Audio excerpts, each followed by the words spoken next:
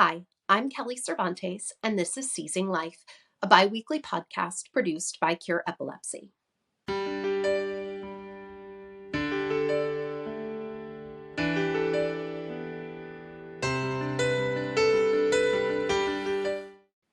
Today on Seizing Life, I'm happy to welcome back to the show Gardner Lapham.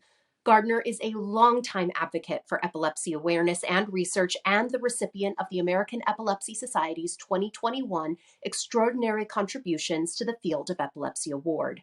She is a former Cure Epilepsy board chair and a trustee of the Band Foundation, which supports SUDEP prevention and education work, as well as efforts to reduce the treatment gap in low-income countries. Gardner is also a co-founder and three-time chair of PAMI, a collaboration of epilepsy organizations, providers, patients, and families that she is here to tell us about today. Gardner, thank you so much for joining us today. You are truly one of the original pioneers in SUDEP awareness and research, and I'm just so thrilled to have you here today. To start, why don't you tell us a little bit about PAMI and what it stands for? Well, first of all, just thanks, Kelly, for having me here. You're amazing in what you've done and all the awareness you've created. So you and Cure are a force, and I am so happy to be here. And I'm really happy that you all are having me on to talk about PAMI and to shine a light on its work because it's a really exciting initiative. So PAMI, it stands for Partners Against Mortality in Epilepsy. And it is a multi-stakeholder collaborative. It's not its own organization, but it's housed within the American Epilepsy Society. And was created to bring professionals together with people with epilepsy and the bereaved to come around a common agenda. So PAMI's mission is to convene, educate, and inspire all stakeholders, from people living with epilepsy to bereaved, to researchers, healthcare providers, medical examiners, to bring them all together to promote understanding and drive prevention around epilepsy-related mortality. I want to get into some of the specifics of what PAMI does, but before that, I want to discuss your personal connection to PAMI, what drove you to found it, and your personal connection to epilepsy. Well, I didn't found it alone. You know, PAMI was founded by a group of individuals and organizations who wanted to come together to advance this work. Cure was a founding partner along with the Epilepsy Foundation, American Epilepsy Society, and Danny did. But I was drawn to this effort because, as you know, I lost my son, as you lost your daughter, to epilepsy. Both of them just little ones. Henry died when he was 4, unexpectedly and suddenly, and it was only a very short time after his epilepsy diagnosis. And this was about almost 14 years ago, Kelly. When not a lot was going on in the SUDEP research and awareness world. Actually, Cure was really the only one out there providing research grants in the space. So I started to search for answers and was frustrated that there wasn't enough going on. So I saw in PAMI, I saw the promise of bringing people with epilepsy and the bereaved together with professionals to be part of the solution, to work in partnership with these professionals. I knew that together, we could really make a difference, and that the family voice and experience was an important part of making change. I couldn't agree with you more. That sort of patient-driven awareness that we have seen be so impactful both in the epilepsy community and beyond. So getting sort of specifically into what it is that PAMI, what are the initiatives, what are PAMI's goals, and what has it accomplished over, I guess PAMI's actually been around for a little while now.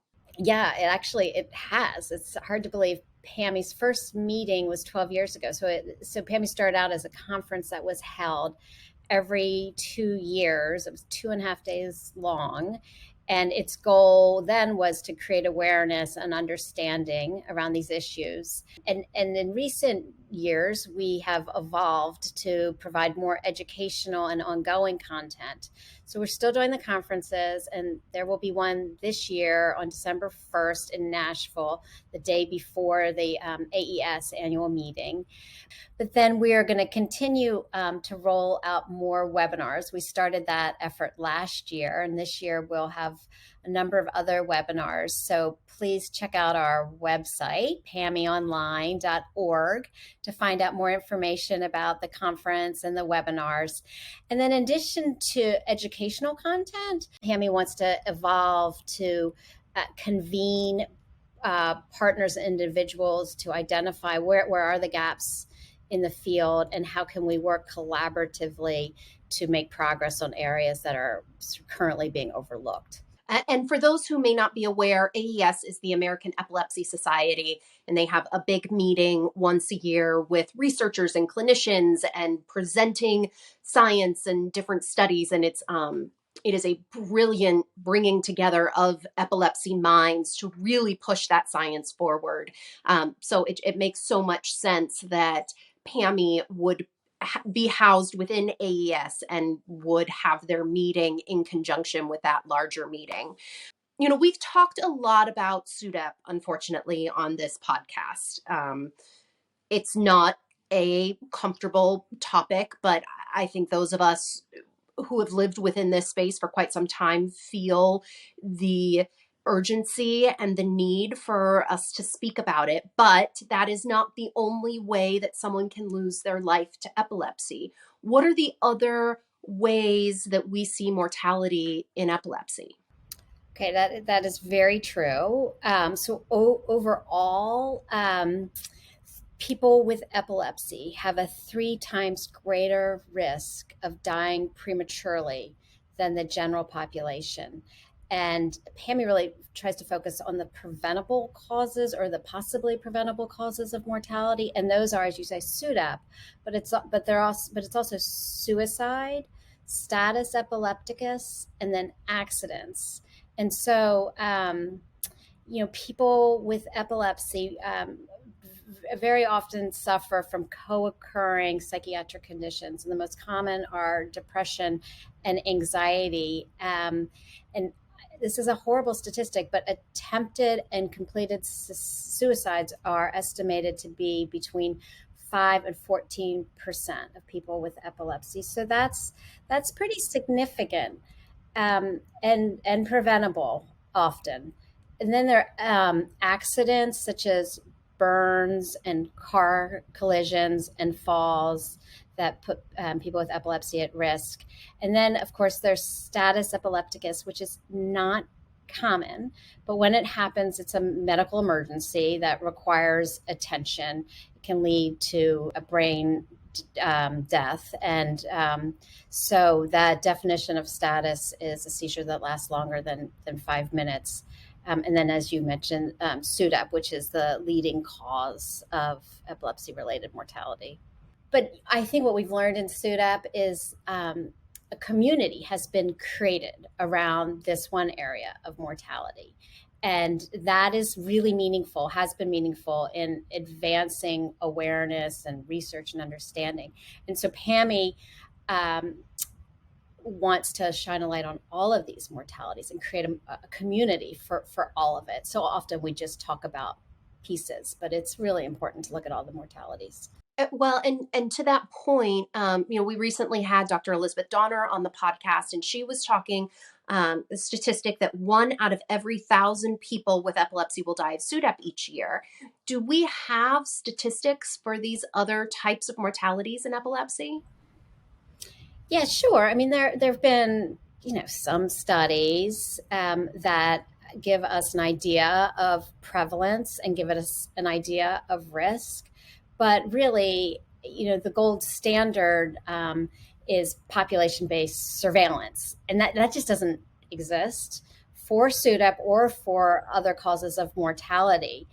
So when these deaths aren't counted, when they're underreported, they don't get the attention or resources needed to really make a difference in the burden that they are. So we really need to improve these reporting systems and make deaths accurately counted.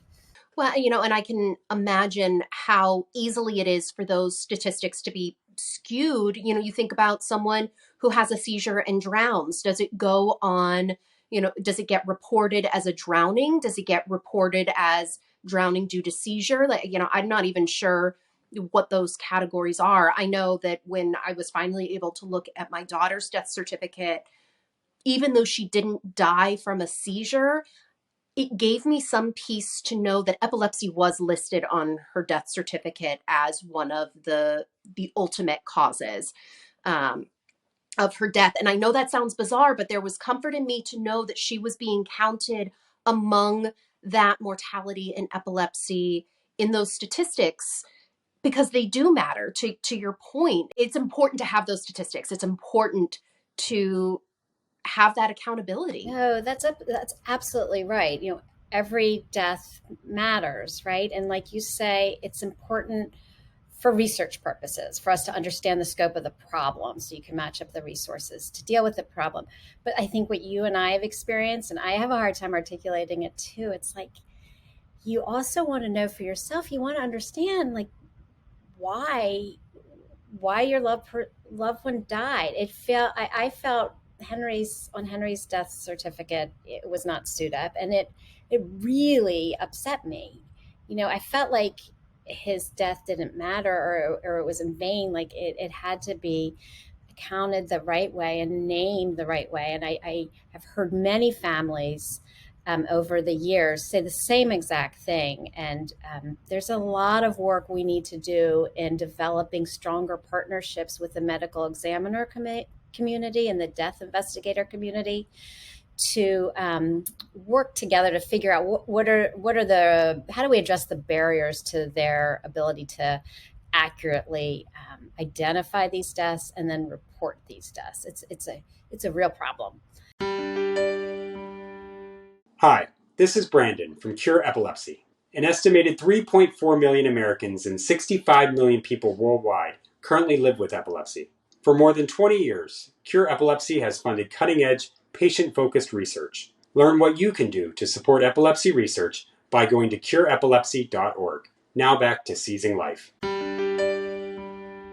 In his address at the most recent PAMI conference, Dr. Buchalter said, premature mortality is common, not rare in epilepsy. And, while the reporting of these statistics and these numbers is so important, ideally, no one is dying from the mortality in epilepsy at all.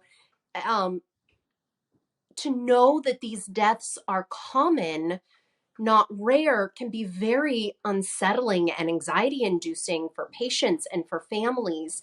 I think one of the $1 million questions in this space is, how do we get this information to the patients and their families without unnecessarily scaring them? Or is it necessary? Yeah, I mean, it's all really good questions. So I think that the thing is, knowledge is power, right? That's why you're doing these podcasts. You are trying to inform people. And so, yeah, this is a scary topic. It's hard for a lot of doctors to talk about this topic. I mean, we're all human, right? But knowledge is power. And now there are a lot of resources and support services out there so that people can better manage their epilepsy and make better decisions so that they can mitigate these risks. So they're the websites, right? Cure's got a lot of great information. Epilepsy Foundation, Danny Did has some great information on seizure detection devices, and they offer patient support. And then there are all sorts of materials that providers have access to. But I think, it's important to be empowered, right? And to ask questions. So I think where people need to start is they need to ask questions, ideally know their seizure triggers, take medication as prescribed, know their risks, and have seizure action plans.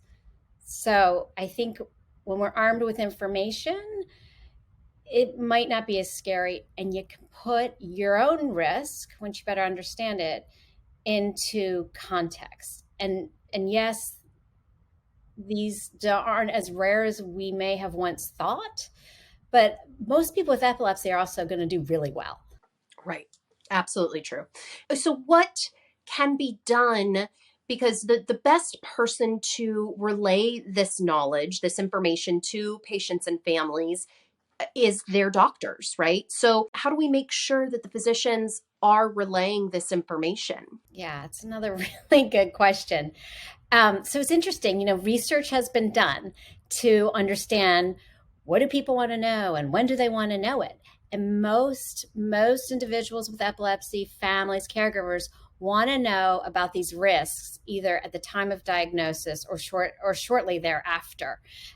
So I think it's important for clinicians to know that. And now there are practice and counseling guidelines available to help providers walk their patients through this information.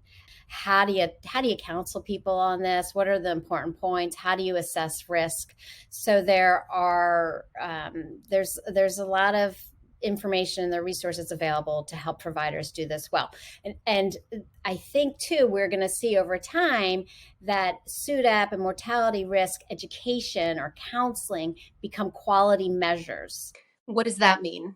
So a quality measure is like, how well is this practice doing around all sorts of pieces related to treating someone with epilepsy.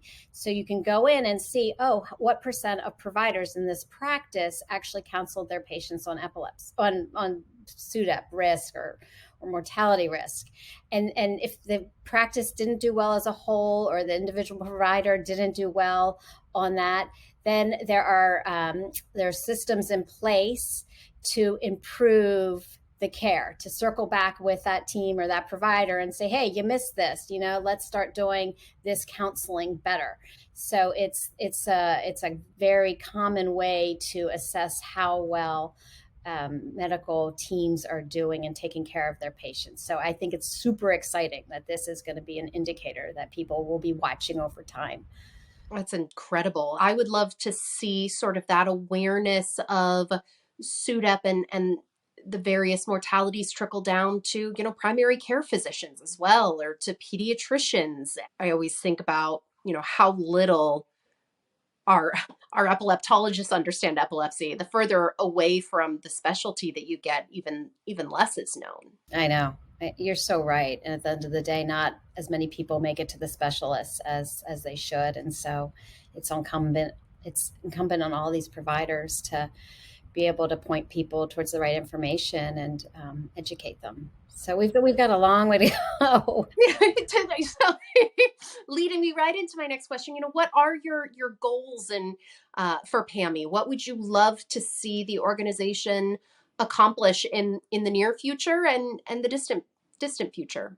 So PAMI's goals are to continue to provide relevant, state-of-the-art content so people continue to learn about these issues and become aware. But PAMI is also about fostering collaborations. And I love PAMI because it's the perfect example of how none of us can do this alone, right? We all have to come together to do this. Cure does one thing really well. EF does another thing really well. Danny did. I mean, there's so many organizations, but we're much stronger when we work together. And it's very humbling to work in this space because there are lots of really good people that see that. It's hard to work together sometimes, but it just really feels like now more than ever, these walls have come down and people want to be efficient with time and resources. So right now, PAMI's very much focused on educational content, but over time, I hope that PAMI can help drive more solutions around all causes of mortality. Now, having been working in the SUDEP space and mortality and epilepsy space for as long as you have your finger on the pulse of a lot of the research that is going on. And while, PAMI does not fund research, I wonder if you personally have a sense, are there certain pieces of research on the horizon that excite you, or focuses that you wish organizations like Cure Epilepsy would look into funding more closely? Generally speaking, we need a lot more focus just on awareness. That is still a challenge, right? And the stigma of epilepsy. So raising awareness of the public health importance of all of these causes of mortality is just really important, right? And then back to doctors need to talk about this, patients need to be educated. It sounds really simple, but that's a significant challenge, and there's actually a lot of research that needs to go in to drive that. But then, as we were talking about earlier, we need to develop better surveillance systems. And then what Cure knows so well is basic and translational research. That is key to understanding a lot of this. And we need to advance that work so that we can test some of these prevention strategies. And then we need to accelerate our search for a biomarker so we can really be more specific about who is at risk and how do you understand how to change that risk. Absolutely. I'm seeing so much exciting progress being made on biomarkers, and I really feel like that's going to be an interesting space to watch as science continues to push forward. Within the epilepsy community, as we're talking about, so these such heavy topics, I want to try and close us out on a slightly lighter note. What within this community gives you hope? And that's such an easy question. I mean, so what gives me hope is that I've actually seen a lot of progress in the relative amount of time that I've been in this space, 10, 15 years, a lot has changed. And it's the people, I mean, it sounds so corny, but it's the people that keep me here because I really love this community. And I think the professionals and the families working together, it's inspiring to me that families can have such a voice in this space and make such a difference. And I've found such meaning in my loss by doing this work. And so that it gives me a lot of hope. I am just so grateful for you. If I can follow in your footsteps, I will just be one happy woman. You are incredible, and so grateful for your time today. Thank you for all that you do. Oh, thank you, Kelly, for all you do and for all that Cure does. Thank you, Gardner, for sharing your experience, knowledge, and insights with us. And thank you for your efforts to raise awareness and improve understanding of epilepsy-related mortality through the creation of PAMI. Cure Epilepsy has been at the forefront of research into epilepsy-related mortality since pioneering its SUDEP initiative in 2002. We continue to fund cutting-edge research to identify the underlying mechanisms of SUDEP, while pushing for innovative solutions that will ultimately lead to SUDEP prevention. We hope you will support this important research by visiting cureepilepsy.org/donate. Through research, there is hope. Thank you.